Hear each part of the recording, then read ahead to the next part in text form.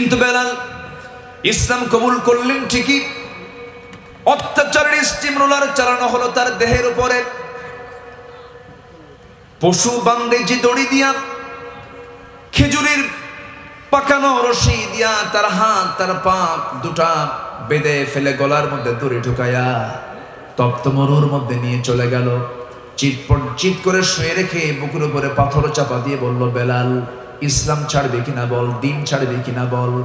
সঙ্গে সঙ্গে তিনি বলছেন, দিন তো ধরেছি, সারার জন্য নয়, হাসতে হাসতে দুনিয়া থেকে বিদায় নিয়ে নেব, আল্লাহর দিন থেকে আমি চুল পরিমাণ নড়ব না। জোরে বলি সুবহানাল্লাহ, আরো জোরে বলি সুবহানাল্লাহ। ফাকিম ওয়াজহাকা লিদ-দীনি হানিফা।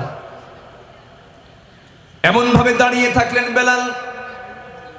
উমাইয়া মারতে মারতে ক্লান্ত হয়ে গেছে, হাত আর চলে না।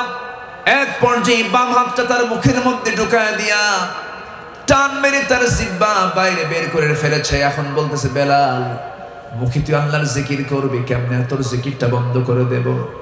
সঙ্গে সঙ্গে বাবলা গাছের কাঁটা তার জিহ্বার মধ্যে ঢুকায় দিয়েছে, ফিঙ্কি দিয়ে রক্ত পড়া শুরু হয়ে গেছে। বলা হলো, বেলাল রে জিহ্বা বন্ধ করেছে, তুই কেমন করে আল্লাহর জিকির করবি? বেলাল বলছেন, বন্ধ করেছ আমার মুখের জিহ্বা, কিন্তু আমার দিলের মধ্যে আমার আল্লাহর নামটা আমি অঙ্কন করে নিয়েছি। সাইয়েদনা বেলাল হাইয়ান মাজরুহান, বাঁচলেন কিন্তু জখম হয়ে গেলেন।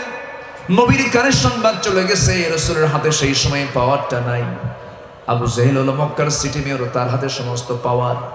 নবীজি বলছেন, আবু বকর দেখো তো, আল্লাহ তোমাকে প্রচুর সম্পদের মালিক বানিয়েছেন, আমার বেলালকে যদি মুক্ত করে আনতে পারো, আল্লাহ তোমার জন্য উত্তম জান্নাতের ব্যবস্থা করে দিবে। সাইয়েদনা আবু বকর সিদ্দিক রাদিয়াল্লাহু তাআলা আনহু তিনি স্বর্ণ মুদ্রা হাতের মধ্যে করে নিয়ে চলে গেলেন। উমাইয়ার সামনে দাঁড়ায়া বলেন, উমাইয়া রে তোর কি লাগবে, তোর কি চাওয়া? এই যে স্বর্ণ মুদ্রা তোর জন্য নিয়ে আসছি, বিনিময়ে বেলালকে মুক্ত করে দে। স্বর্ণ মুদ্রা তার মুখে নিক্ষেপ করে বেলালকে সেই জায়গা থেকে দাস মুক্ত করে নবীর সামনে যখন হাজির করা হলো, নবীজি তার চেহারার দিকে তাকায় দেখেন, মাথা থেকে পা পর্যন্ত একটা ইঞ্চি জায়গা নাই যেখানে রক্তের চিহ্ন নাই, জখমের চিহ্ন নাই। আমার নবীজি কাঁদতে কাঁদতে বলছেন, বেলাল রে মন খারাপ করো না বেলাল, এই যে তোমার রক্ত এই জমিনে স্পর্শ করেছে, এই জমিনেই দেখতে পাবে আল্লাহর দিন কায়েম হয়ে গেছে। জোরে বলি সুবহানাল্লাহ, আরো জোরে বলি সুবহানাল্লাহ। দিন কি এমনি এমনি আসছে নাকি? দিন কি ফুলসজ্জার উপরে আসছে নাকি? ফুলসজ্জার উপরে দিন আসে নাই।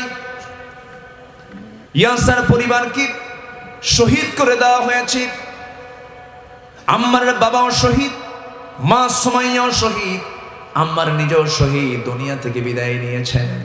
নবীজি মক্কায় থাকতে পারেন নাই। নবীজির মতো উদার মানুষ, সরল মনের মানুষ, এমন সুন্দর সত্যবাদী মানুষ যার মুখে হাসি ছাড়া কিছুই ছিল না, সেই নবীজি কারো দ্বারা কাউকে কোনোদিন কোনো ক্ষতিও করলেন না, কথায় কষ্ট দিলেন না, চলতে ফিরতে কাউকে কষ্ট দিলেন না, কারো সম্পত্তি জবরদখল করলেন না, কারো বাড়িতে আগুন ধরায় দিলেন না।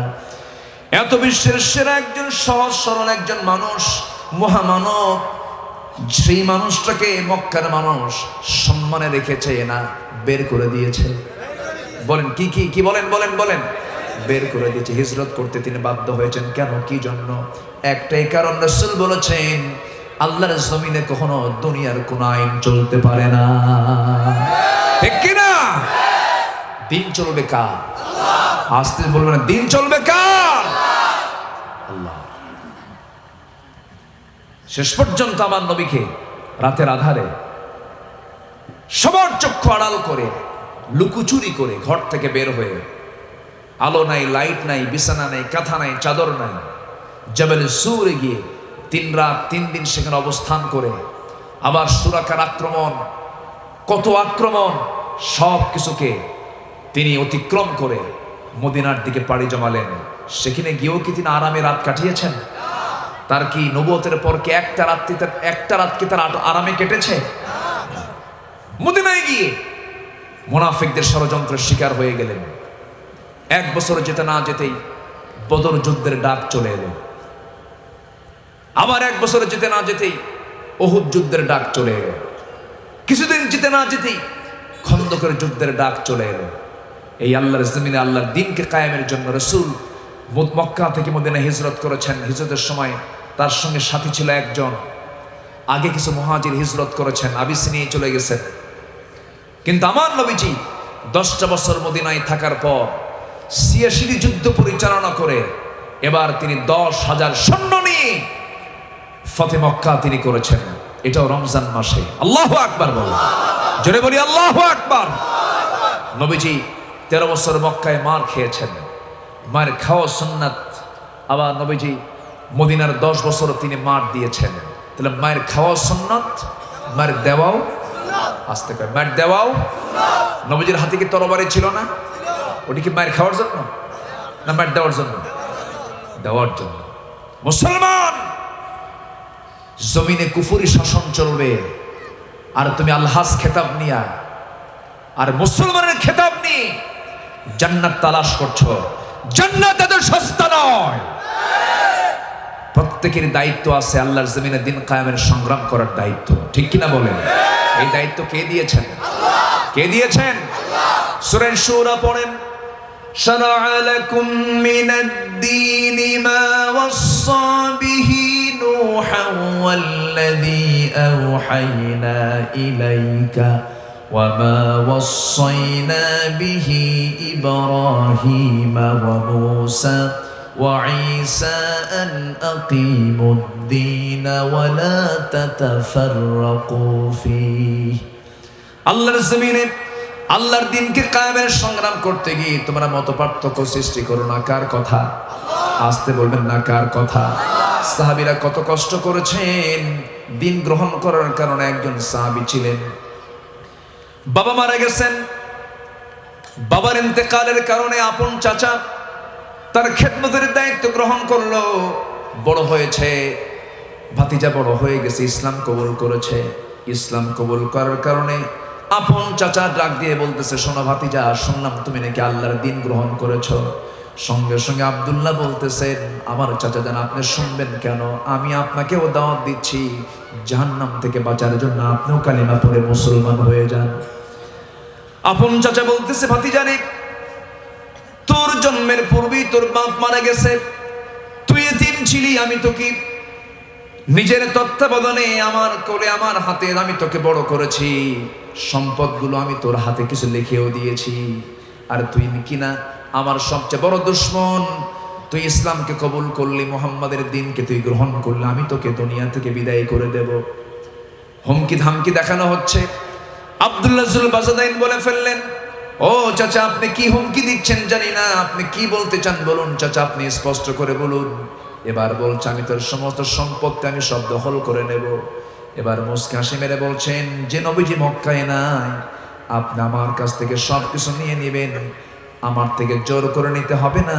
আমি আপোষেই আমি আপনাকে আপনার পক্ষ থেকে দেওয়া সমস্ত সম্পত্তি আমি আপনাকে দিয়ে দিলাম। আর কোনো কথা আছে নাকি?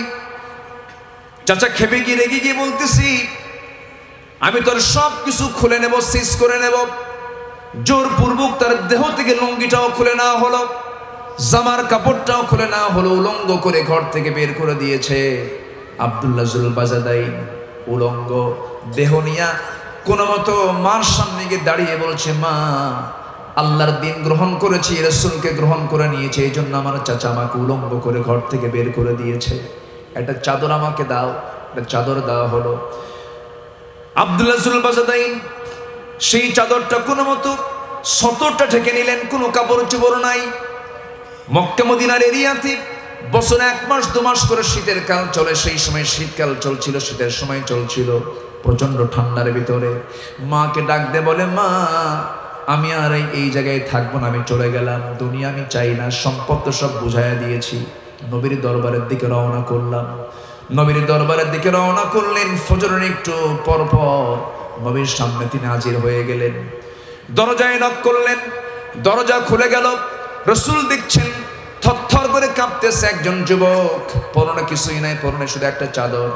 সঙ্গে সঙ্গে রাসূল কিচ্ছু বললেন না, ভিতরে চলে আসলেন। নবীজির ব্যবহৃত 2টা জুব্বা আমার নবীজি নিজের হাতে নিয়ে আসলেন। নিয়ে এসে বলছেন, যুবক, কোনো কাপড় তোমার গায়ে নাই, এই যে 2টা জুব্বা আমি তোমাকে দিয়ে দিলাম।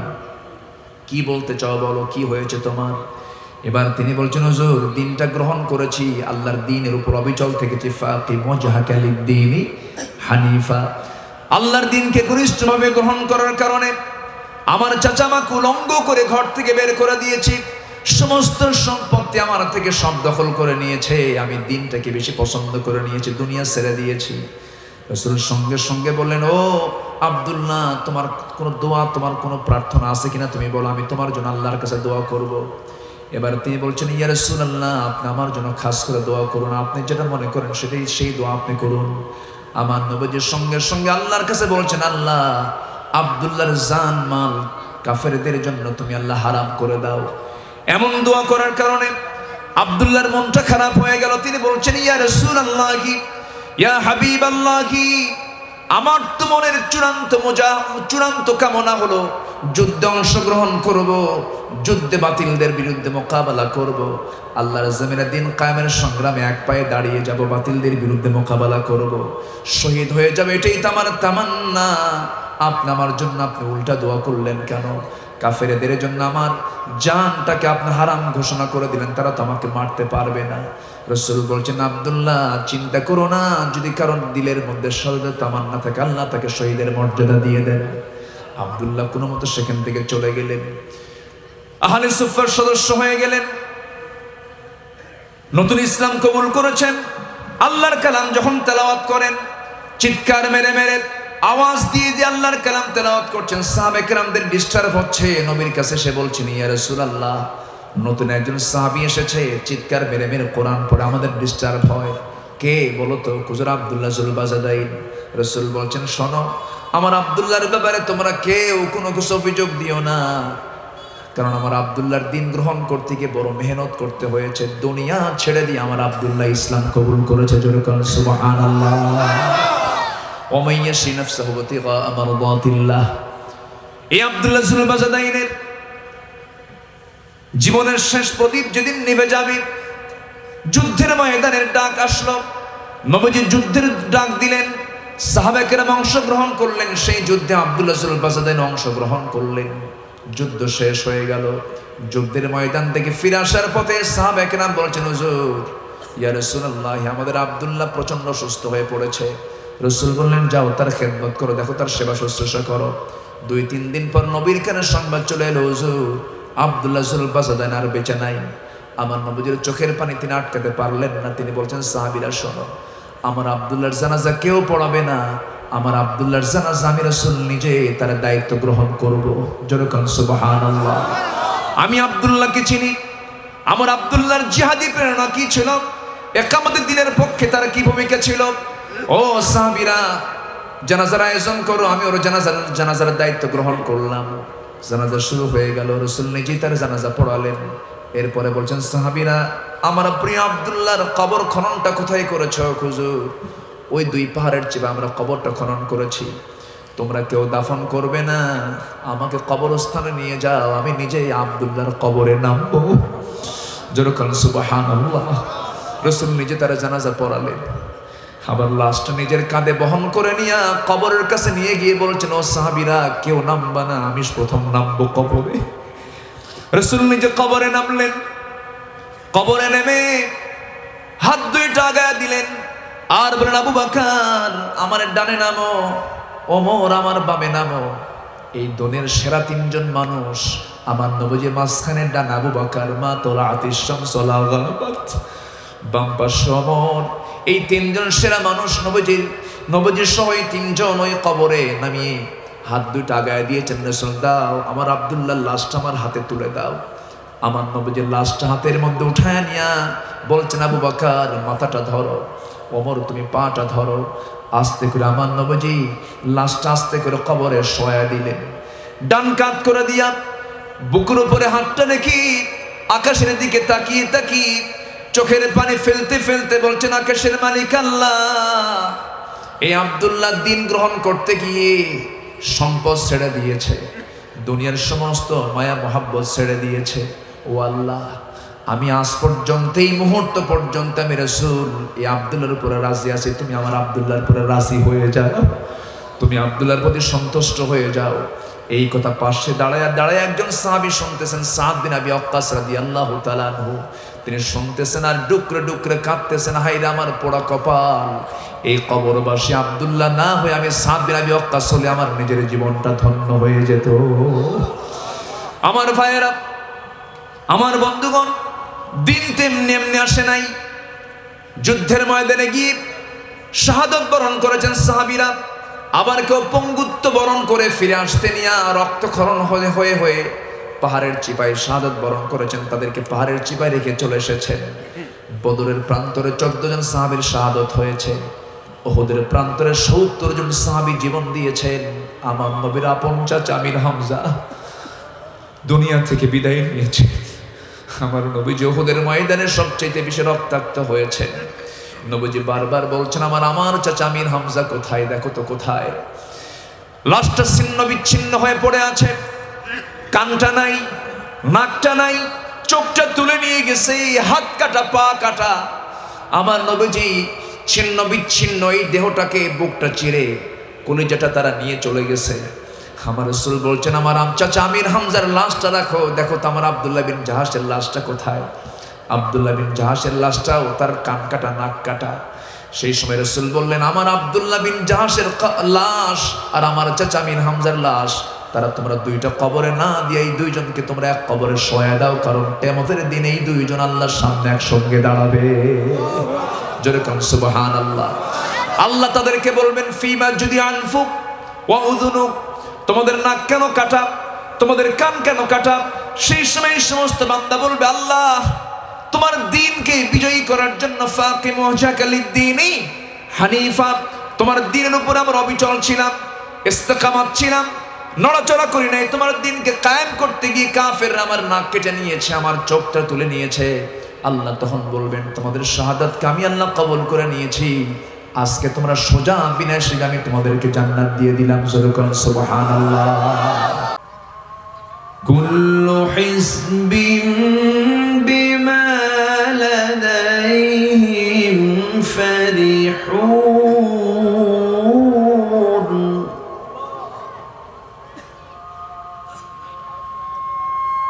আল্লাহু আকবার। বিসমিল্লাহির রাহমানির রাহিম।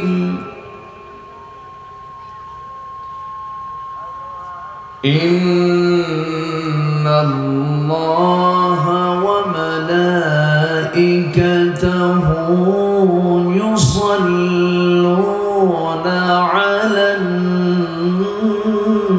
নবী।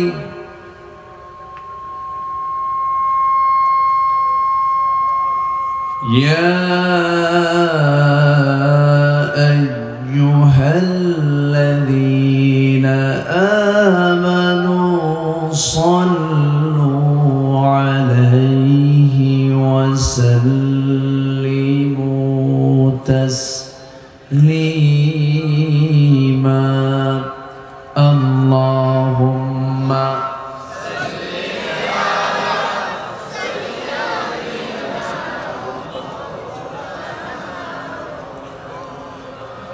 وعلى آله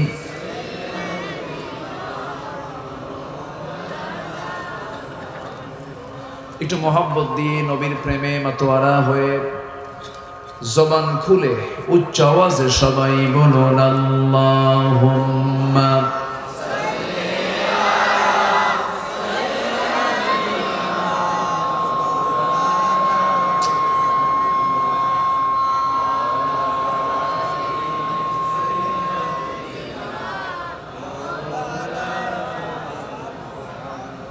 হে রাসূল, তুমি যে আমার হৃদয় বাগে বুলবুল, তোমার প্রেমের নিগূঢ় ছোঁয়ায় তাই তো হয়েছি ব্যাকুল, হৃদয় বাগে বুলবুল। আল্লাহুম্মা সাল্লি আলা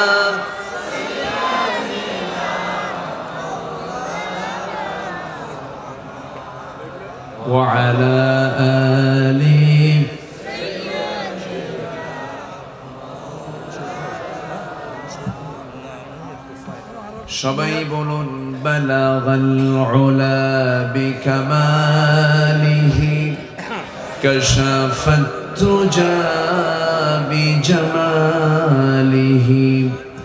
حسنت جميع خصاله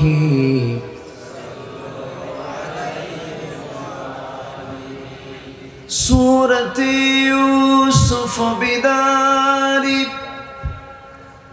حكمة لقمان ما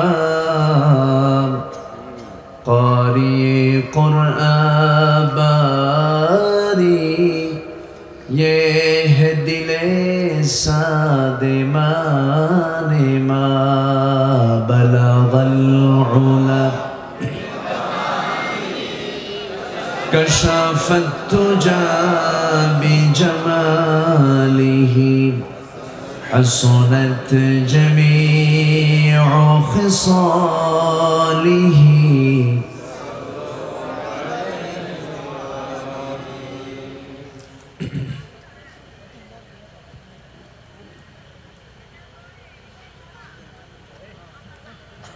চট্টগ্রাম অঞ্চলের বাঁশখালী উপজেলার উত্তর মিনজিরিতলা বয়নাকাটা মরহুম বসন আলী স্মৃতি ফাউন্ডেশন মাহফিল ইন্তেজামিয়া কমিটি কর্তৃক আয়োজিত 24তম আজকের এই মহতি মাহফিলের সম্মানিত সুযোগ্য সভাপতি, আজকের মাহফিলের সম্মানিত অতিথিবৃন্দ, মেহমানবৃন্দ, হযরত উলামায়ে কেরাম, ফদলায়ে ইজাম, সুশীল সমাজ, জাতির শ্রেষ্ঠ সন্তান, শিক্ষক মণ্ডলী, আজকের মাহফিলের প্রধান আকর্ষণ যাদেরকে নিয়ে আজকের এই সাজানো গোছানো বর্ণাঢ্য আয়োজন, তৌহিদের পতাকাবাহী, কালেমার ঝান্ডাবাহী, দ্বীন ইসলামের নরসারুদুল বীর মুজাহিদ, প্রাণ প্রিয় সম্মানিত দ্বীনি ভাইরা, আড়ালে বসে আছেন শ্রদ্ধেয়া সম্মানিতা মা বোনেরা।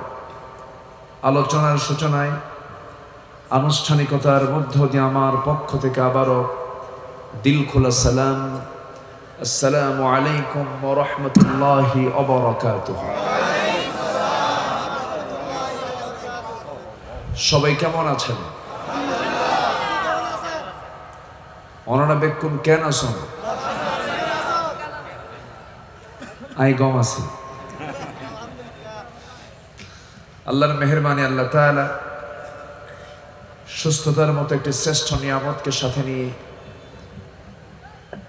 সন্ধ্যাকালীন এই ব্যস্তপূর্ণ সময়ে আমরা বসে আছি জান্নাতের টুকরায়, যিনি আমাকে আপনাকে এমন একটি বরকতময় জায়গায় আসার বসার তৌফিক দিলেন। সেই মহান রবের শানে বলছি আলহামদুলিল্লাহ। আবারও বলছি আলহামদুলিল্লাহ। চিৎকার মেরে বলছি আল্লাহুম্মা ইন্নী আসআলুকা আল হুদা ওয়াত তুকা ওয়াল আফাফা ওয়াল গিনা। সবাই বলি আল্লাহুম্মা লাকা আসলামতু ওয়া বিকা আমানতু ওয়া আলাইকা তাওয়াক্কালতু ওয়া ইলাইকা আনাবতু ওয়া বিকা খাসামতু। সবাই বলি সুবহানাল্লাহি আদাদা খালকিহি ওয়া রিদা নাফসিহি ওয়া জিনাতা আরশিহি ওয়া মিদাদা কালিমাতিহি। আমরা আল্লাহ তাআলার শুকর আদায় করে নিলাম। সম্মানিত হাজিরিন, আমাদের কানে সালাতুল ইশা এর আওয়াজ, আজানের আওয়াজ আমাদের কানে এসেছে। আমরা সালাতুল ইশা আজকে আমরা এখানে যারা বসে আছি একটু বিলম্বে আদায় করব, জোরে বলি ইনশাআল্লাহ। সম্মানিত হাজিরিন, আমার পোস্টারে উল্লিখিত যে টাইমটা সেটা ছিল বাদে আসর, বাদুল আসর সেটা হয়ে গেছে বাদুল মাগরিব। আমাকে বলা হয়েছিল কি ঠিক আছে, আমি অনেকক্ষণ বসেছিলাম বাঁশখালী পৌরসভার সামনে, বিলম্ব হলো নিয়ে আসতে আমাকে, তো এই জন্য একটু উঠতে উঠতে দেরি হয়ে গেছে।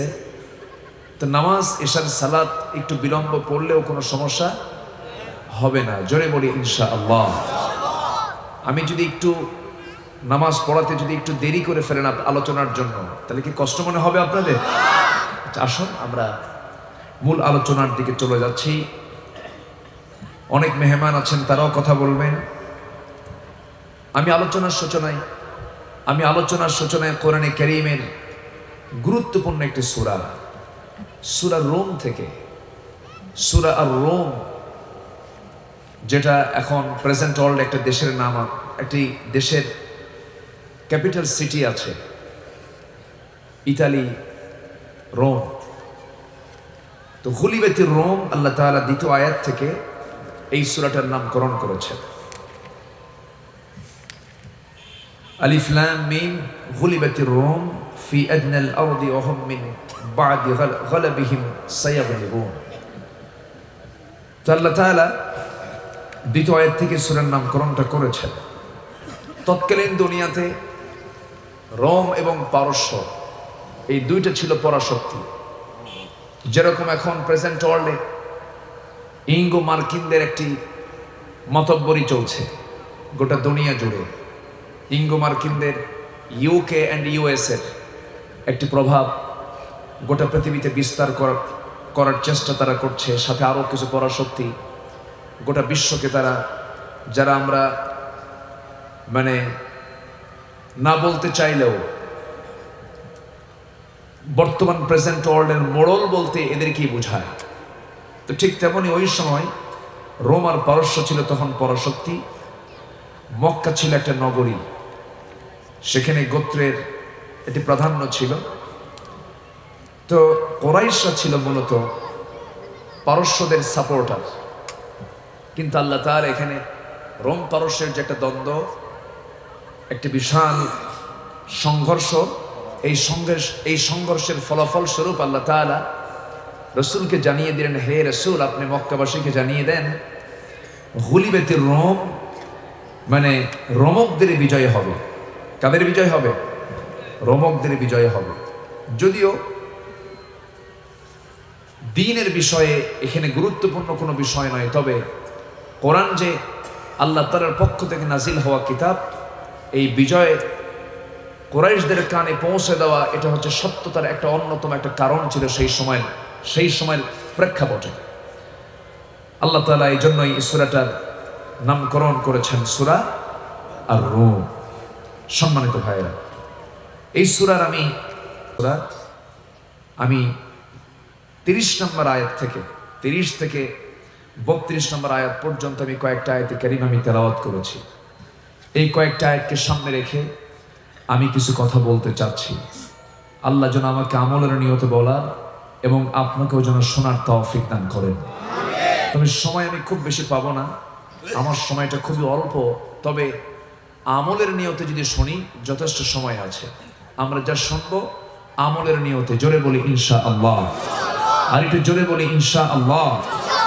আল্লাহ তাআলা এই কয়েকটা আয়াতে মূলত 5টা কাজের জন্য আল্লাহ তাআলা নির্দেশনা দিয়েছেন। কয়টা কাজের জন্য বলেন তো? 5টা কাজ।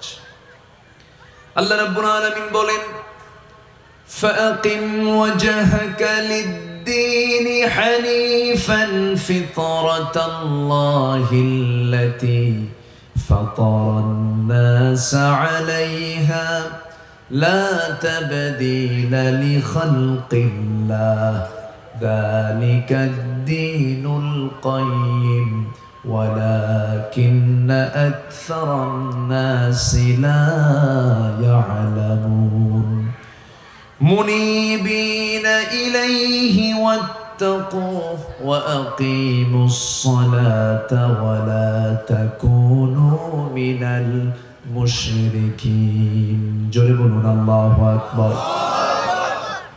আল্লাহ তাআলা এই জায়গায় এই কয়েকটা আয়াতে বান্দাকে ডেকে নিয়ে বলছেন, হে রাসূল, আপনি সমস্ত বান্দাদেরকে জানিয়ে দেন, আপনিও জেনে নিন।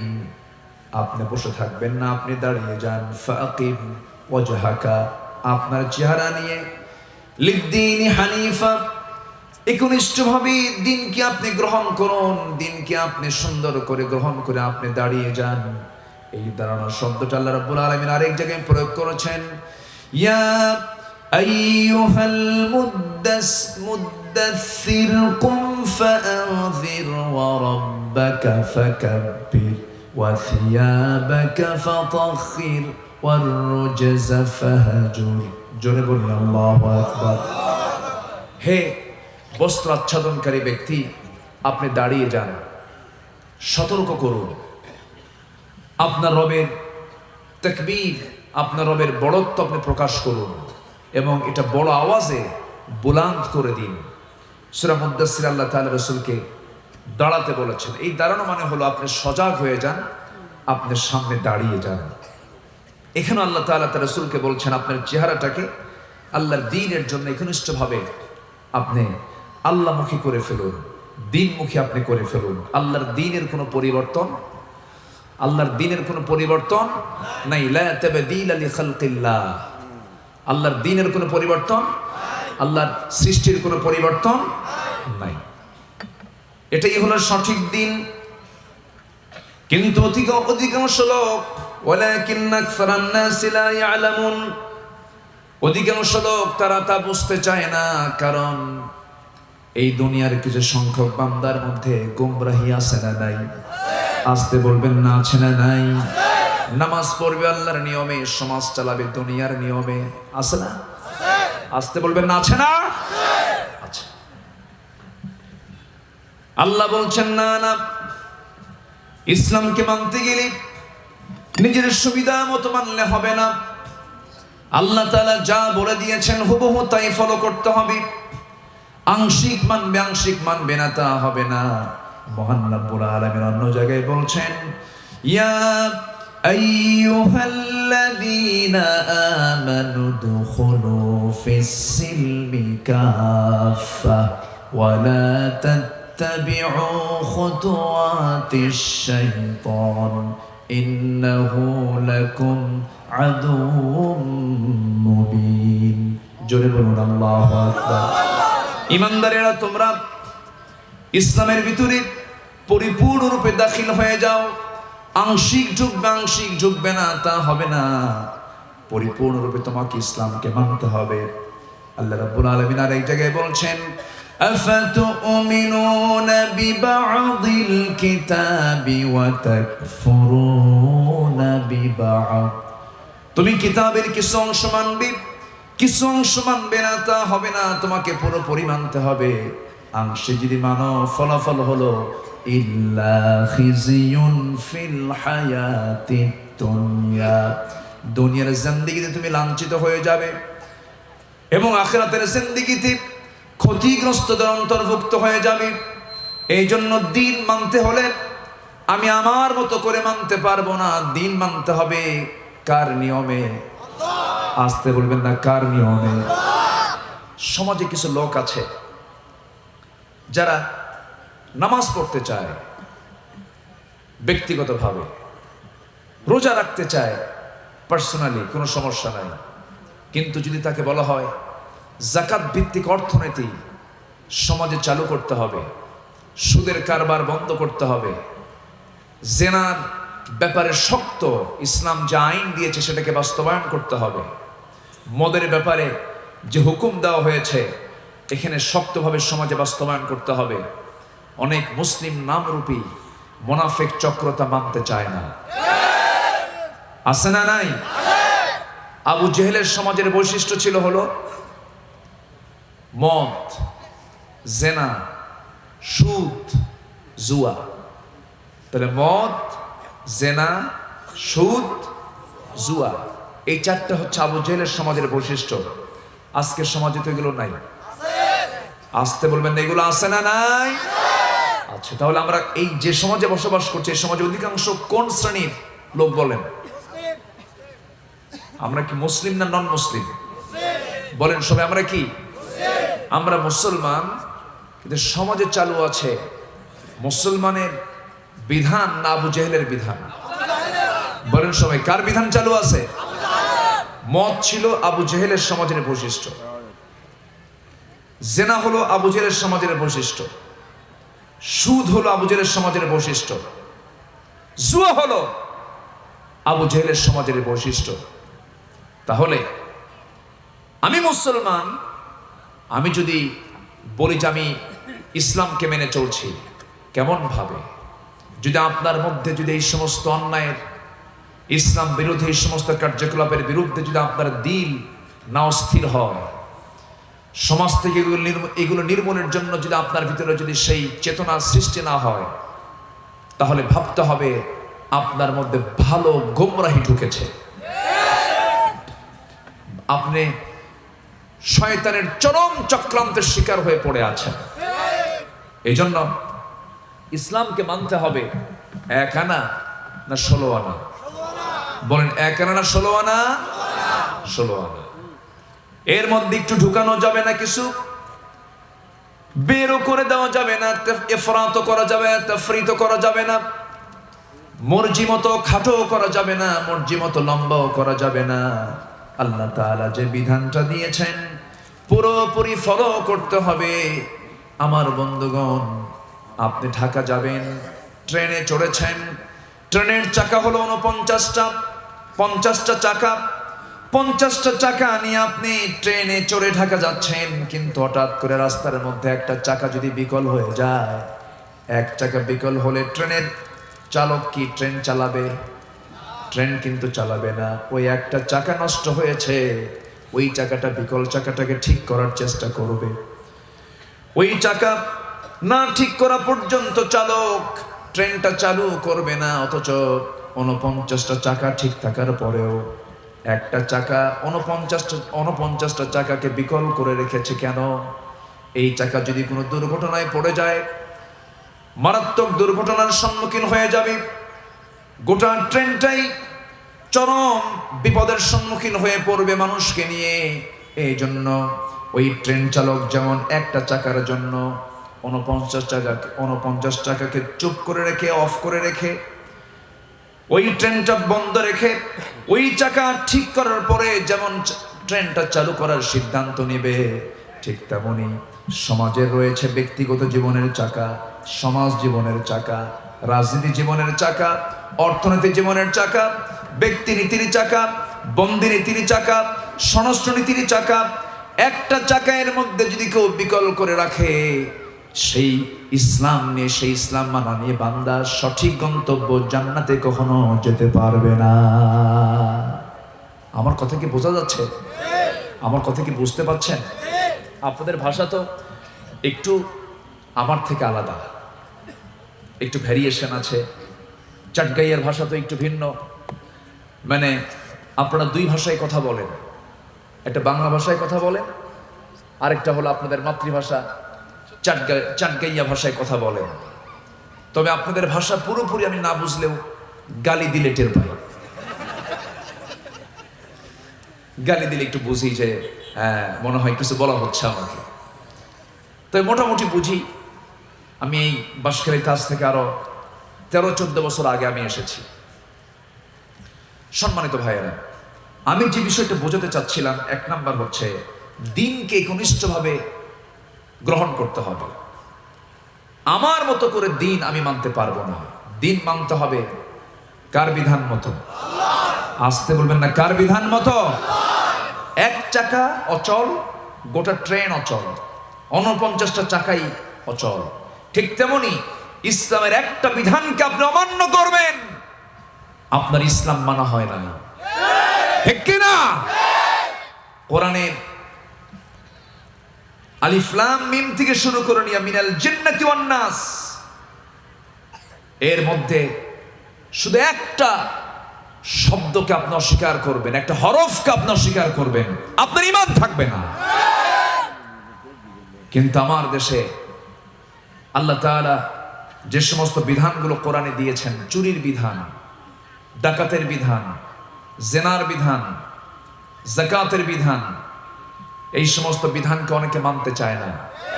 কিন্তু নামের আগে মোহাম্মদ লাগানো আছে, আছে না নাই? এবং নামের আগে মোহাম্মদ, শেষে ইসলাম। মোহাম্মদ মুজাহিদুল ইসলাম, মোহাম্মদ শরীফুল ইসলাম, শহীদুল ইসলাম, দাদা বাপ নিজে সব ইসলাম। কিন্তু আপনি দিনটাকে পরিপূর্ণরূপে আপনি গ্রহণ করতে পারেন নাই। আপনার নামে ইসলাম থাকতে পারে, আল্লাহর তালিকা আপনার নাম মুসলমানের তালিকায় থাকবে না। শর্ত হলো ইসলামের প্রত্যেকটা বিধানকে মানতে হবে, বিশ্বাস করতে হবে, ঠিক কিনা? আল্লাহ তাআলা এটাই রাসূলকে বোঝাচ্ছেন, পরিপূর্ণরূপে দিনকে মানতে হবে। আবু জাহেল প্রস্তাব দিয়েছিল, রাসূলকে বলেছিল, মুহাম্মদ শোনো, ঘুম থেকে উঠে তুমি আমাকে দেখো, আমি তোমাকে দেখি, খামাখা একই বংশের মানুষ আমরা, গন্ডগোল করার কি দরকার? তুমিও থাকো আমরাও থাকি, তুমিও থাকো আমিও থাকি। তোমার ধর্ম 6 মাস, আমার ধর্ম 6 মাস, তুমি আমার লাত মানত উজ্জাকে বৈধতা দিয়ে দাও, আমি তোমার আল্লাহকে বৈধতা দিয়ে দেব। দেখছেন আবু জাহেলের প্রস্তাবের সাইজটা দেখছেন? এই জাতীয় যখন কথা বলা হলো, আমার নবীজি বললেন, চাচা আপনি যে প্রস্তাবটা দিয়েছেন, এমন প্রস্তাবের এগেইনস্ট আল্লাহ তাআলা আয়াত নাজিল করেছেন, যারা পারেন সঙ্গে সুন্দর করে পড়ুন। ওয়ালা আনতুম আবিদুনা মা আ'বুদ ওয়ালা আনা আবিদুম মা আবাদতুম ওয়ালা আনতুম আবিদুনা মা আ'বুদ লাকুম দীনুকুম ওয়ালিয়াদিন। তোমরা যারা গোলামি করো আমি তার গোলামি করি না, আমি যারা গোলামি করি তোমরা তার গোলামি করো না। লাকুম দীনুকুম, তোমার দিন তোমার কাছে, আমার দিন আমার দিন আমার কাছে। তাহলে শয়তানদেরও দিন আছে না নাই? হক না বাতিল? হক না বাতিল? বাতিল। সেই বাতিল দিনটাকে কি করবেন? সেই বাতিল দিনটাকে কি করতে হবে আল্লাহ তাআলা তাও জানিয়ে দিচ্ছেন। যদি কোরআনকে প্রশ্ন করুন, কোরআন তুমি বলে দাও তুমি রাসূলকে দুনিয়াতে কেন পাঠিয়েছো, কি জন্য পাঠিয়েছো? রাসূলকে দুনিয়াতে পাঠানোর মূল লক্ষ্য কি কোরআন বলে দিচ্ছে। যারা পারেন সুন্দর করে বলুন, হুয়াল্লাযী আরসালা রাসূলাহু বিল হুদা ওয়া দীনিল হাক্কি লিইয়ুযহিরাহু আলাদ-দীনি কুল্লিহি ওয়া কাফা বিল্লাহি শাহীদা ওয়ালাউ কারিহাল মুশরিকুন। তিনি সেই মহান সত্তা যিনি তার রাসূলকে দ্বীনে হক দিয়ে দুনিয়াতে পাঠিয়েছেন, যেন তিনি কি করতে পারেন, এই দুনিয়াতে এই আল্লাহর দ্বীনের বিপরীতে যত দ্বীন আছে, যত মতবাদ আছে, যত তন্ত্র মন্ত্র আছে, যত ইজম আছে, প্রত্যেকটা দ্বীনের উপরে যেন আল্লাহ রাসূল এই দ্বীনকে যেন আল্লাহর দ্বীনকে যেন বিজয়ী করতে পারেন, বিজয়ী করেন। এই জন্য আমি তাকে দুনিয়াতে পাঠিয়েছি। আমার নবীজি যে সমাজে বসবাস করেছিলেন সেই সমাজে কি দ্বীনটা প্রথমে বিজয়ী ছিল নাকি? বিজয়ী ছিল? দোয়া করে বিজয় আসছে শুধু নাকি? খানকা খুলে শুধু বিজয় আসছে নাকি? না। একটু কান লাগাবেন, মনোযোগ দিয়ে শোনার চেষ্টা করবেন। সময়টা একটু অল্প, কিন্তু আমরা একটু বোঝার চেষ্টা করব। আমরা অনেকে মনে করি আজান হলো 5 ওয়াক্ত নামাজটা পড়বো, রমজান মাসে রোজা আসবে, রমজান মাসে রোজাটা রাখবো, টাকা আছে হজে যাব, হয়তো কিছু দান সদকা করবো, মসজিদ একটা বানায়া মাদ্রাসা বানায়া বলবো আমার এই মাদ্রাসার পাশে কবরটা দিয়ে দিও। এই চেতনা লালন করে ভাবতেছেন আমি দিনের বড় খেদমত করে ফেলেছি। না না, আপনি এই চিন্তা লালন করে ভাবতেছেন আমি জান্নাত পেয়ে যাব। না না, আল্লাহ তাআলা বলছেন আহাসিবান নাস আইয়ুতরাকু আইয়াকুলু আমান্না ওয়া হুম লা ইফতানুন। মানুষের কি ধারণা ঈমান এনেছি, এতটুকু শব্দ বললাম আর আমি তাকে ছেড়ে দেব? না না, আমি তাকে অবশ্যই পরীক্ষা করব। কার কথা? আসতে বলবেন না, কার কথা? আল্লাহ এই আয়াতের অনুকূল আরেকটা আয়াত বলেছেন, ওয়ালানাবলুওয়ান্নাকুম বিশাইইম মিনাল খাউফি ওয়াল জু'i ওয়া নাকসিম মিনাল আমওয়ালি ওয়াল আনফুসি ওয়াস সামারাত ওয়া বাশশিরিস সাবিরিন। জোরে বলুন আল্লাহু আকবার। আল্লাহ অবশ্যই তোমাদের পরীক্ষা করবেন। আল্লাহ তাআলা যাকে পছন্দ করেন তাকে পরীক্ষার মধ্যে ফেলে দেন। মাইয়ুরিদিল্লাহু বিহি খাইরান ইউসিব মিনহু। আল্লাহ যার কল্যাণ চান তাকে বিপদে ফেলে দেন, মুসিবতে ফেলে দেন, রোগাক্রান্ত করেন, বিপদগ্রস্ত করেন, সন্তান দিয়ে আবার নিয়ে নেন, বিপদের মধ্যে ফেলে দেন। কারণ আমার বন্ধুগণ, জান্নাত পেতে হলে পরীক্ষা ছাড়া বান্দা কখনো জান্নাত পাবে না। ঠিক কিনা বলেন? এটা আল্লাহ তাআলা নিজে ওয়াদা করছেন, ওয়ালানাবলুওয়ান্নাকুম, অবশ্যই আমি তোমাদেরকে পরীক্ষা করব পাঁচটা জিনিসের দ্বারা।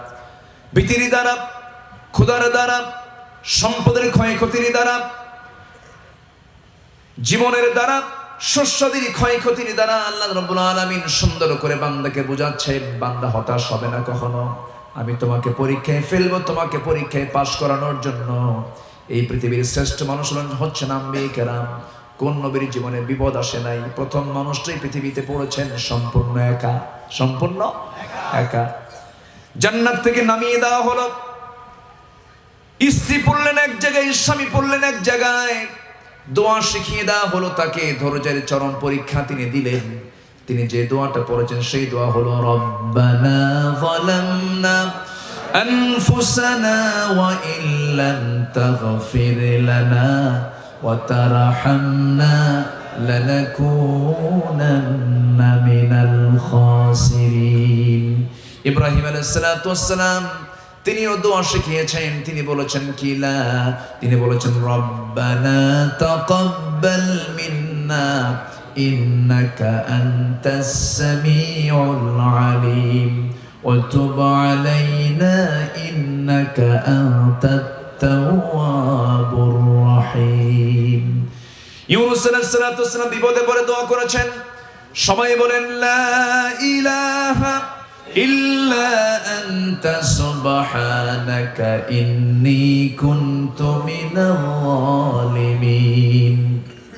আমার ভাইয়েরা, এরকম করে সমস্ত পয়গম্বররা বিপদের সম্মুখীন হয়েছেন, পরীক্ষা তারা দিয়েছেন। ফেল করেছেন না পাস করেছেন? ফেল করেছেন না পাস করেছেন? আমার নবীকে যে দায়িত্ব দিয়ে দুনিয়াতে পাঠানো হলো, দিনকে পরাজিত করে রাখা না বিজয়ী করা? দিনকে পরাজিত রাখা না বিজয়ী করা? বিজয়ের জন্য সাহায্য করবেন কে? দায়িত্ব পালন করবে কে? দায়িত্বকে পালন করবে বান্দা, সাহায্য করবেন। দায়িত্ব পালন করবে বান্দা, সাহায্য করবেন আল্লাহ। ওয়ালাকাদ নাসারাকুমুল্লাহু বিবাদরিন ওয়া আনতুম আদিল্লাহ। তোমরা অসহায় ছিলে বদর প্রান্তরে, আমি আল্লাহ তোমাদেরকে কাতারে কাতারে ফেরেশতা পাঠায় আমি তোমাদেরকে সাহায্য করেছি। সাহায্যের দায়িত্ব কার? আর দিনকে বিজয় করার জন্য আন্দোলন করার দায়িত্ব কার? আমাদের। কাদের বলেন? আমাদের। এই ভুলটা কিন্তু করা যাবে না। রাসূলকে এজন্য বলছেন ফাকিম ওয়াজহাকা লিদ-দীনি হানিফা।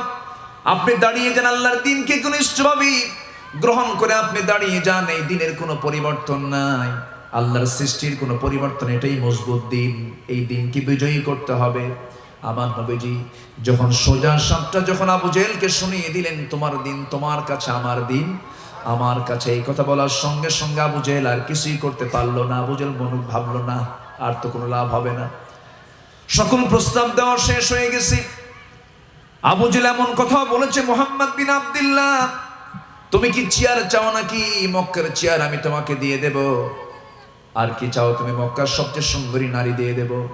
যা চাও সবকিছু দেব, তুমি দিনটা ছেড়ে দাও। রাসূল বললেন, চাচা, ডান হাতে সূর্য, বাম হাতে যদি চাঁদ ও পৃথিবীর কেউ এনে দেয়, আল্লাহর দিন থেকে আমি এক চুল পরিমাণ নড়ব না। অনড় থেকে গেলেন। কিন্তু মুনাফিকদের মুখ থেকে এই জাতীয় কথা বের হয় নাকি? মুনাফিকরা এই দিকেও থাকে, ওই দিকেও থাকে। মুযাবযাবিন, দুই দিকেই থাকে তারা। ইমানদার দুই দিকে থাকবে না।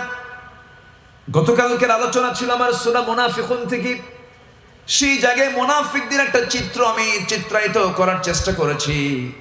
আজকে আমি যে বিষয়টা বলতে চাচ্ছি, এই দিন আমার আপনার দায়িত্ব আছে, বিজয় করার জন্য এই দায়িত্ব আছে না নাই বলেন? সমাজে মদ থাকুক না না থাকুক, আমরা কোনটা চাবো? মদ থাকবে না না থাকবে? সমাজে জেনা থাকবে না না থাকবে? না থাকবে। সমাজে জেনা থাকবে না, সমাজে মদ থাকবে না, সমাজে সুদ থাকবে না, সমাজে জুয়ার কারবার থাকবে না, সমাজে কোনো নেশা থাকবে না। এটা তো শুধু দোয়া করে বন্ধ হবে না, কারণ মদের দোকানে তালা মারতে গেলে শক্তির দরকার আছে না নাই? এরপরে সুদের কারবার বন্ধ করতে গেলে সুদের কারবার কি দুর্বল মানুষ করে না শক্তিশালী মানুষ করে? তারা কি দুর্বল নাকি? দুর্বল না, তারা তো টাকাওয়ালা, পয়সাওয়ালা। টাকা থাকে যার, শক্তি আছে তার, সেখানে মোকাবেলা করার দরকার আছে না নাই? এমনি এমনি তো হবে না এটা। আমার নবীজি মক্কার মাটিতে চেষ্টা করলেন, দাওয়াতি কাজ করলেন, তার দলকে ভারী করতে লাগলেন। ধীরে ধীরে তার দলে লোকজন আসতে লাগলো। বেলালের মতো একজন কালো মানুষ চলে এলেন। বেলালকে দেখে আবু জেহেল হেও করে, ঠাট্টা বিদ্রুপ করে বলে, দেখ মুহাম্মাদের বাহিনীগুলো দেখ, কালো কুসকুসে বেলাল, বাপও গোলাম, ছেলেও গোলাম, এই নিয়ে মুহাম্মদ নাকি বিশ্ব বিজয়ের স্বপ্ন দেখে। এরকম করে হেও করতে লাগলো। খাব্বাব বিনুল আরাত রাদিয়াল্লাহু তাআলা আনহু ইসলামের পঞ্চম ইসলাম গ্রহণকারী ব্যক্তি। খাব্বাব একজন ছিলেন কামার। কি ছিলেন বলেন? কামার, লোহা পিটায় জীবিকা নির্বাহ করতেন। তিনি যখন ইসলাম কবুল করলেন, আবু জেহেলরা হাসতে হাসতে হেও করতে করতে তারা বলছে, দেখো মুহাম্মাদের বাহিনীগুলো দেখো। কিন্তু আল্লাহ তাআলা সেই বেলালকে, সেই খাব্বাবকে এত সম্মান দিয়ে দিলেন। বেলাল হলেন মসজিদ নবীর মুয়াজ্জিন, আর আমার নবী হলেন তার ইমাম। জোরে কোন সুবহানাল্লাহ। আল্লাহ বলছেন, ইন্না খালাকনাকুম মিন যাকারিন ওয়া উনসা ওয়া জাআলনাকুম শুউবান ওয়া ক্বাবাইলা লিতাআরাফু ইন্না আকরামাকুম ইনদাল্লাহি আতকাকুম। আমি তোমাদেরকে এক পুরুষ এবং এক নারী আদম এবং হাওয়া থেকে তোমাদেরকে সৃষ্টি করেছি। এরপর তোমাদেরকে বিভিন্ন গোত্রে গোত্রে ভাগ করে দিয়েছি, বিভিন্ন ভাষা বর্ণ দিয়েছি।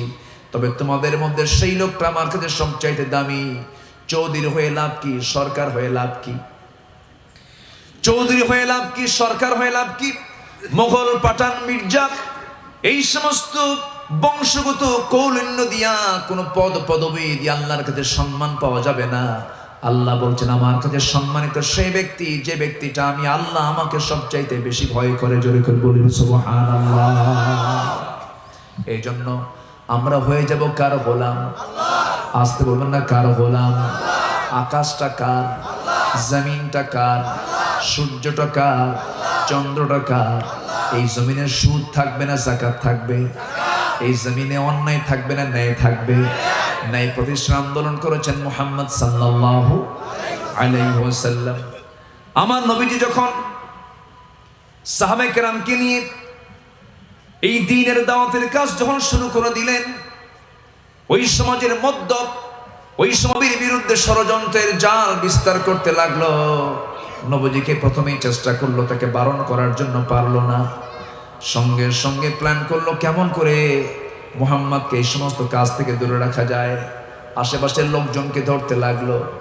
বেলাল যখন ইসলাম কবুল করেছেন, সঙ্গে সঙ্গে বেলালের মনিবকে টাইট দিয়ে দিয়ে বলল, ওমাইয়া তোমার বাড়ির ভাত কাপড় চোপড় খায়া বেলাল মুহাম্মাদের গুণগান গায়। সঙ্গে সঙ্গে তাকে পাকড়াও করে ফেলা হলো। বলা হলো, বেলাল শুনতে পেলাম তুমি নাকি দ্বীন গ্রহণ করেছো। বেলাল বলছেন, শুনবেন কেন? আপনি আমার এই মুহূর্তে আমার মুখ থেকে আপনি দেখে নেন। আশহাদু আল্লা ইলাহা ইল্লাল্লাহু ওয়াহদাহু লা শারীকা লাহু ওয়া আশহাদু আন্না মুহাম্মাদান আবদুহু ওয়া রাসূলুহু। হিদায়াতের মালিক কে? আসতে বলবেন না কে? বেলাল আরবের মানুষ না অনারবি মানুষ? অনারবি মানুষ, বাইরের মানুষ, কালো কুসকুসে মানুষ। কিন্তু আল্লাহ তাআলা কি সম্মান তাকে দিয়ে দিলেন। দূরের মানুষ রাসূলকে চিনতে পারলো, ঘরের মানুষ রাসূলকে চিনতে পারলো না। আবু লাহাব চিনতে পারে নাই, আবু জেহেলরা চিনতে পারে নাই, বরঞ্চ তাদের বিরুদ্ধে গজবের সূরা নাযিল হয়েছে। তাব্বাত ইয়াদা আবি লাহাবিন ওয়া তাব্বা মা আগনা আনহু মালুহু ওয়া মা কাসাব সায়াসলা নারান যাতা লাহাবিন ওয়া ইমরাআতুহু হাম্মালাতাল হাতাব ফি জিদিহা হাবলুম মিন মাসাদ। জোরে বলুন আল্লাহু আকবার। মুহাম্মদ সাল্লাল্লাহু, দাঁত ভেঙেছেন মুহাম্মদ সাল্লাল্লাহু। তাহলে দিন কি এমনি এমনি আসছে নাকি মিষ্টি খাই আসছে শুধু, না দাঁত ভেঙে আসছে? দাঁত ভেঙে আসে নাই, রসুলের দাঁত ভেঙেছে। উহুদে রসুল দাঁত হারিয়েছেন, কোমরে খন্দকের ময়দানে রসুল কোমর হারিয়েছেন, কোদাল মারতে মারতে খন্দকের পরীক্ষা খনন করতে করতে তার কোমরটা ওই যে কুচো হয়ে গেছে। আম্মা জান আয়েশা বলেন মৃত্যুর দিন পর্যন্ত রসুল কোমর সোজা করে দাঁড়াতে পারেন নাই। খন্দকে কোমর হারিয়েছেন, উহুদে দাঁত হারিয়েছেন। সত্য কথা বলতে গিয়ে মাতৃভূমি তিনি ছাড়িয়েছেন। ইসলাম এত সস্তা নয়। সেই আল্লাহর দ্বীনকে কায়েমের জন্য দ্বীনকে সামনে রেখে দাঁড়িয়ে থাকতে হবে। দ্বীনের বিরুদ্ধে কোনো ষড়যন্ত্র আসলে বাপ হলেও আমরা ছাড়বো না। রাজি আছেন কারা কারা? হাত উঁচু করে দেখান মুসলমান।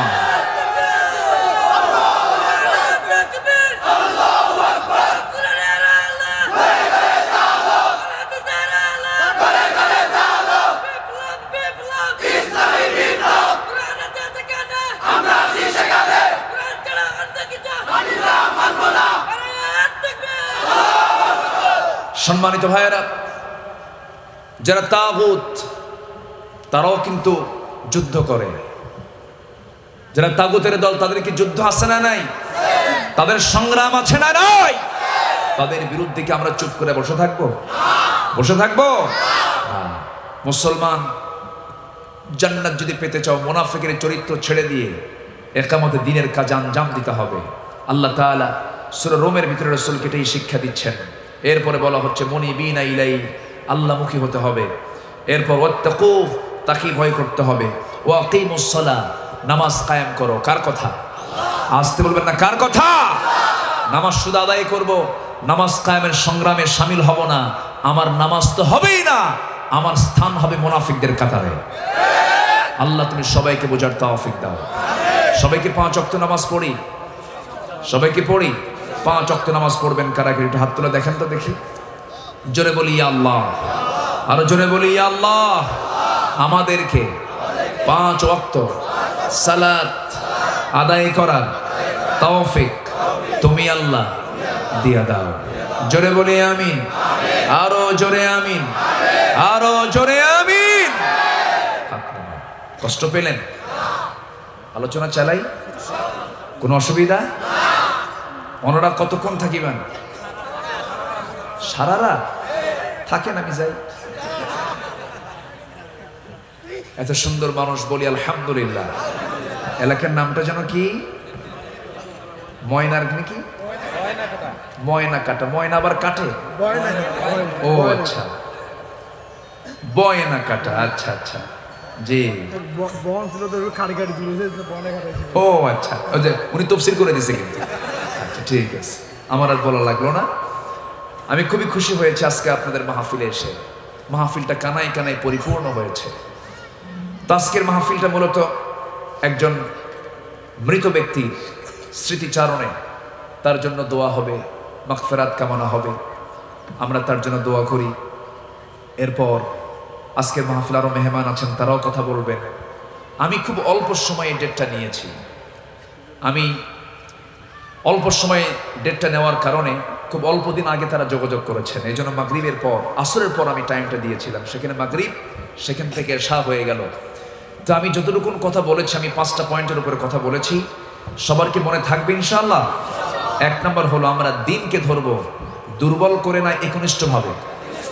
নাম্বার 2, আমরা কোনো দিকে আমাদের মুখ ঘুরাবো না। মুখ ঘুরাবো কার দিকে? নাম্বার 3 হচ্ছে ভয় করবো পৃথিবীতে একমাত্র কাকে?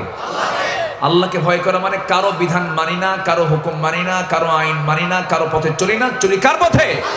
ইহদিনাস সিরাতাল। নাম্বার 4 হলো নামাজ থেকে কায়েম করবো আমরা। নামাজ কায়েমের সংগ্রাম আমরা করব।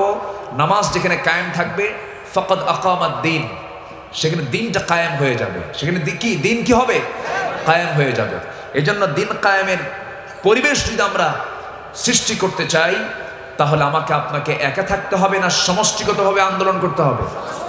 আমাদেরকে এক হতে হবে। আমরা মুসলমান সব এক হয়ে যাব। জোরে বলি ইনশাআল্লাহ, আর জোরে বলি ইনশাআল্লাহ। সর্বশেষ মেসেজ হচ্ছে ওয়ালা তাকুনু মিনাল মুশরিকিন মিনাল্লাযীনা ফাররাকু দীনাহুম ওয়া কানু শিয়া কুল্লু হিজবিন বিমা লাদাইহিম ফারিহুন। শেষ বক্তব্য হচ্ছে তোমরা মুশরিকদের অন্তর্ভুক্ত হবে না। মুশরিক কারা? যারা আল্লাহর দিন ছাড়া অন্য দিনের দিকে দৌড়ায়, ঠিক কি না? এখানে শিরকের ব্যাখ্যা এটাই, অধিকাংশ মুফাসসির কেরাম এটাই বলেছেন। এখানে শিরকের ব্যাখ্যা হলো যারা আল্লাহর দিন ছাড়া অন্য কোনো দিনের দিকে দৌড়ায় তারাই হচ্ছে খাঁটি মুশরিক। এবং তারা বলে মিনাল্লাযীনা ফাররাকু দীনাহুম ওয়া কানু শিয়া, এবং ওরা বলে যে আমরা তো নিজেরাই আনন্দিত আছি। কুল্লু হিজবিন বিমা লাদাইহিম ফারিহুন, প্রত্যেক দলের লোকেরাই বলে আমরাই হক। কিন্তু হক চেনার কিছু উপায় আছে। হক চেনার কিছু উপায় আছে না নাই? কোনটা হক দল এটা বুঝতে হলে বুঝতে হবে যে বাতিল শক্তির বন্দুকের নল যেদিকে তাক করা থাকে সেটাই হক দল। আমার কথা কি বোঝা গেল? বাতিল শক্তির বন্দুকের নল যেদিকে তাক করা থাকে সেটাই হক দল। সাধারণ মানুষ হক দলকে চিনতে না পারলেও, যারা মুনাফিকরা হক দলকে না চিনতে পারলেও, যারা বাতিল তারা কিন্তু হক দল ঠিকই চেনে কিনা বলেন? আল্লাহ তুমি সবাইকে দিন বোঝার তৌফিক দাও, ইসলাম মেনে চলার তৌফিক দাও, সকল প্রকার হারাম কাজ বর্জন করার তৌফিক দাও। আমরা সুদের কাছে যাব না, জেনার কাছে যাব না, ব্যভিচারে যাব না, তারপরে মদের কারবারে যাব না। সকল যুবকদেরকে আল্লাহ তুমি নেশামুক্ত জীবন গড়ার তৌফিক তুমি আল্লাহ দিয়ে দাও। সামাজিক জীবনে ইসলাম মেনে চলার তৌফিক দিয়ে দাও। বানরদের বংশধরদের কাছ থেকে আমাদের শেখার কিছু নাই। যারা বলে যে মানুষরা আগে বানর ছিল, তারা বানরের বংশধর, আর আমরা হলাম আদমের বংশধর। আমরা কিসের বংশধর? আদমের বংশধর। বানররা যা বলে বলুক, ওরা বানর। ওরা কি? কুনু কিরাদাতান খাসিইন ওয়ালাকাদ আলিমতুমুল্লাযীনা আ'তাদাউ মিনকুম ফিস সাবতি ফাকুলনা লাহু কুনু কিরাদাতান খাসিইন। আবার ওইদিকে বলতেছেন উলাইকা কাল আনআম বাল হুম আদাল উলাইকা হুমুল গাফিলুন। অতএব আল্লাহ তাআলা নিজেই বলেছেন ওরা চতুষ্পদ জন্তু, ওদের সঙ্গে আমাদের কোনো সম্পর্ক নাই। আমরা কোরআন মেনে চলবো। আমাদের বিধান, আমাদের পৃথিবীর সকল শিক্ষা সব কোরআন। সব কি? কবি কবিতা নেবে, সাহিত্যিক সাহিত্য নেবে, লেখক লেখা নেবে, চিকিৎসক চিকিৎসা নেবে, গবেষক গবেষণা নেবে, তারপরে বিজ্ঞানী বিজ্ঞান নেবে, রাষ্ট্রপতি রাষ্ট্র নেবে, আইনজীবী আইন নেবে। পৃথিবীর প্রত্যেকটা সেক্টরই কোরআনের বক্তব্য আছে না নয়? এত বড় কিতাব থাকার পরও আমরা এই অবস্থায় কেন পড়েছি? কিতাবকে আমরা কিতাবের জায়গায় রাখি নাই, ঠিক কিনা? কোরআনকে শুধু কাগজের পাতায় রাখলে হবে না, কোরআনকে শুধু হাফেজের মাথায় রাখলে হবে না, কোরআনকে রাখতে হবে সমাজের পাতায় পাতায়। দেখতে চান কারা কারা?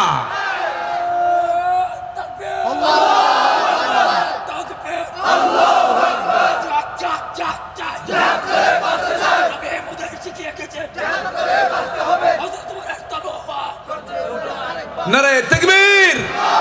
আল কোরআনের আলো, কোরআন হাদিস যেখানে, আমার নেতা তোমার নেতা। আল্লাহ সবাইকে বোঝার তৌফিক দান করুন। আমি আর কথা বাড়াতে পারছি না, যতটুকুন হয়েছে আমরা বলি আলহামদুলিল্লাহ।